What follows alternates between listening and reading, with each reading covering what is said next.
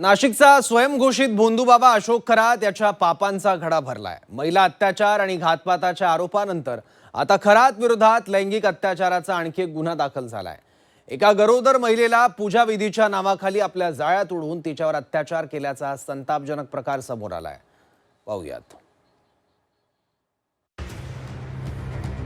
नराधम अशोक खरातचा आणखी एक काळा कारनामा समोर आलाय।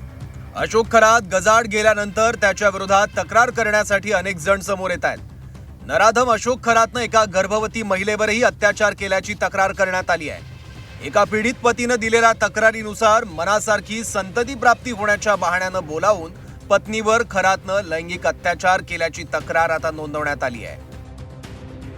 केवळ अत्याचारच नाही तर वाघाची आणि सापाची कातडी वापरून तो लोकांच्या मनात भीती निर्माण करायचा।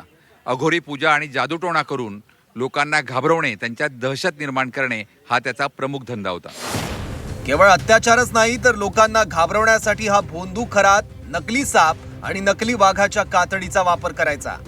अघोरी पूजा आणि जादूटोणा करून लोकांच्या मनात भीती निर्माण करणं हाच त्याचा मुख्य धंदा होता।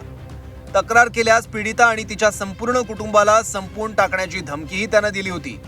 मात्र आता या पीडितेच्या पतीने हिम्मत दाखवत सरकारवाडा पोलिसात धाव घेतली आहे।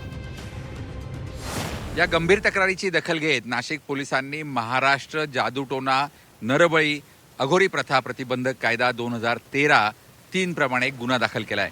इतकंच नाही तर भारतीय कलम संहिता 64(1), 74 आणि 251(3) प्रमाणे गुन्हाही दाखल केलाय। त्यामुळे येणाऱ्या काळामध्ये खरात याचं सुटणं मोठं अवघड झालेलं असेल। अनेक महिलांवर अत्याचार करून सुद्धा खरात वाचला कसा असाही प्रश्न निर्माण करण्यात येतोय। मात्र खरातनं गर्भवती महिलांनाही जाळ्यात ओढवून त्यांच्यावर अत्याचार केल्याचं पुढे आल्यानं प्रचंड संताप व्यक्त केला जातोय। त्यामुळे खरातवर अतिशय कठोर कारवाईची मागणी आता केली जाते। योगेश खरे, झी 24 तास, नाशिक।